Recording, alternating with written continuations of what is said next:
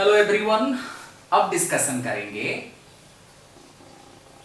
गेलुसाक्स law, Boyle's law और Charles law को काफी अच्छे तरह से डिस्कशन करने के बाद गेलुसाक्स लॉ को हम सीधा स्टेटमेंट लिखेंगे और इसका मैथमेटिकल फॉर्मूला एंड ग्राफ करके एक न्यूमेरिकल्स करेंगे। ठीक है, तो अब आता है गेलुसाक्स law.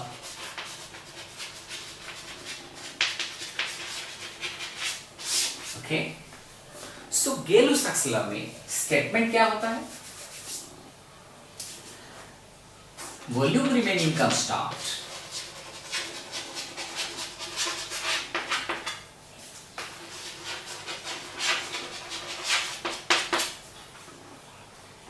pressure of a given mass of gas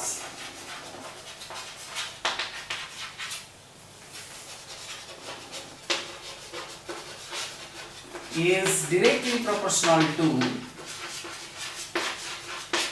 its temperature.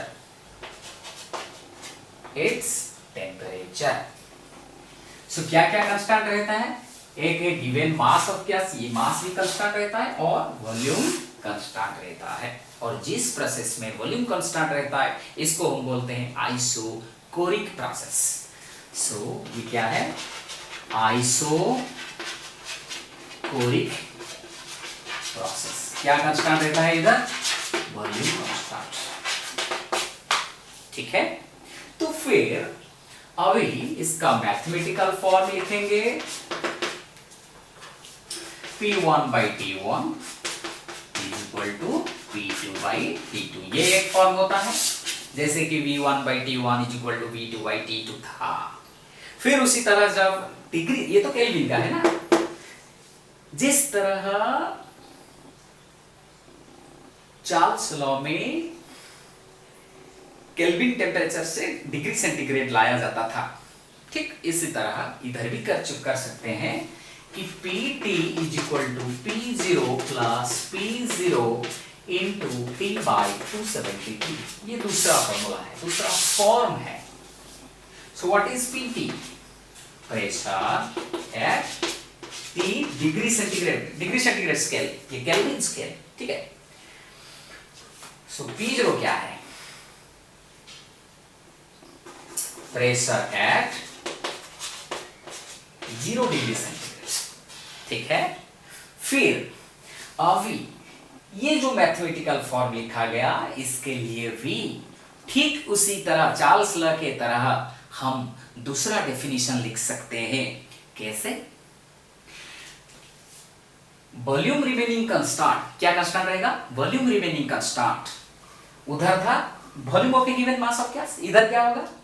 Volume remaining constant pressure of A given mass of gas increases or decreases, decreases के लिए minus, increases or decreases by 1 by 273 part of its pressure at 0 degree centigrade for each degree rise or fall in temperature. So इसका second definition क्या है?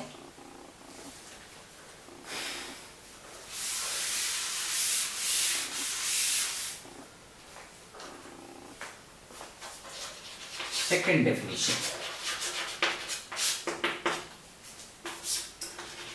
volume remaining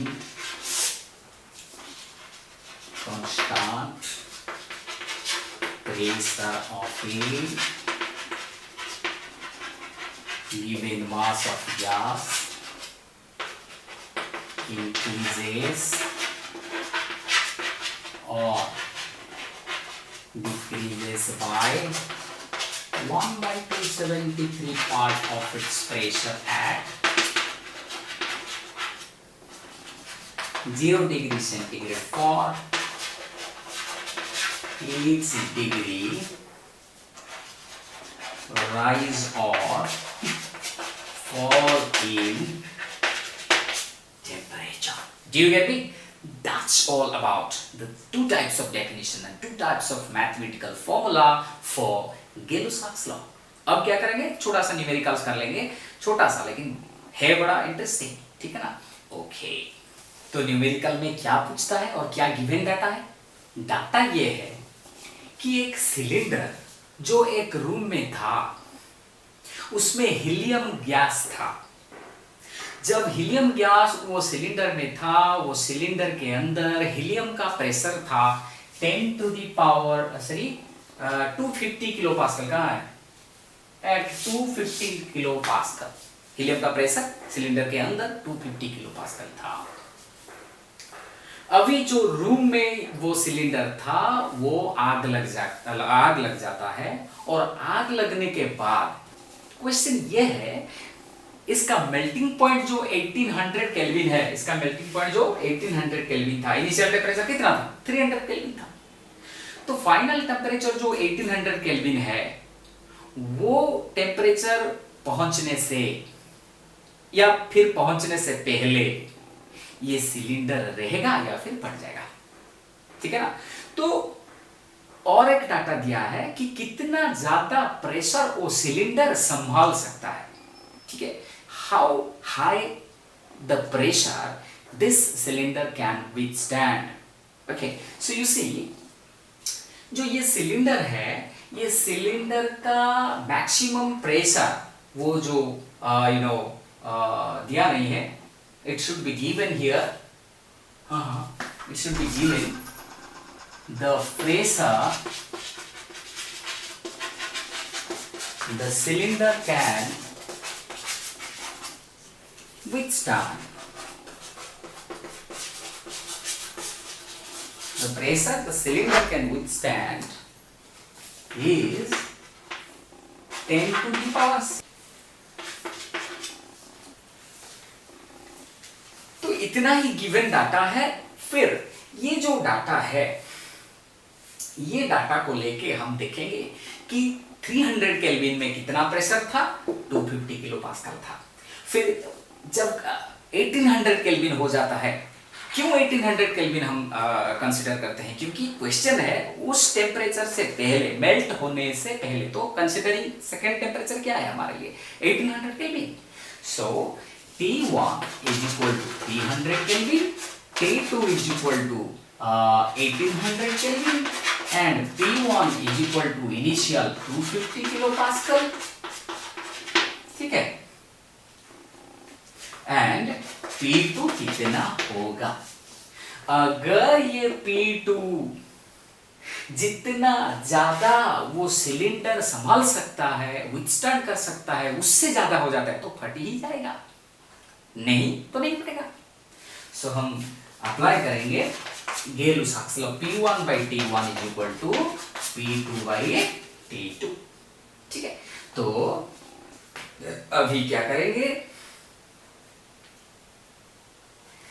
implies P2 is equal to P1 T2 by T1, P1 T2, P1 कितना है 250 kilo pascal into T2 1800 by T1 300, ये हमको देता है 1500 kilo pascal, और हम लिख सकते हैं into 10 to the power 3, kilo के लिए लिखेंगे 10 टू दी पावर 3 पास्कल, यानी ये कितना हो जाता है, ये हो जाता है 1.5 into 10 to the power 6 pascal.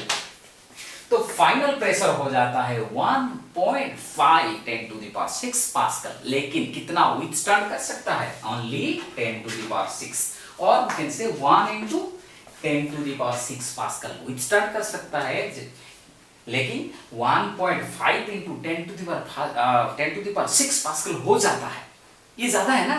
तो ये प्रेशर मतलब मेल्टिंग टेम्परेचर जो है वो पहुंचने से टेम्परेचर हो जाता है जितना वो उसका संभलने का टेम्परेचर से ज्यादा हो जाता है, तो वो संभलने से फट जाएगा। So since this is greater than this, the cylinder will blow up, cylinder blows up, ठीक है। तो ये काफी इंटरेस्टिंग टेम्परेचर था, इसलिए ही हम सिलेंडर को घर में आग लगता है तो पहले सिलेंडर को निकल के लाना चाहिए, नहीं तो छत टूट जाएगा, इतना हैवी प्रेशर क्रिएट होगा, ठीक है। Thank you.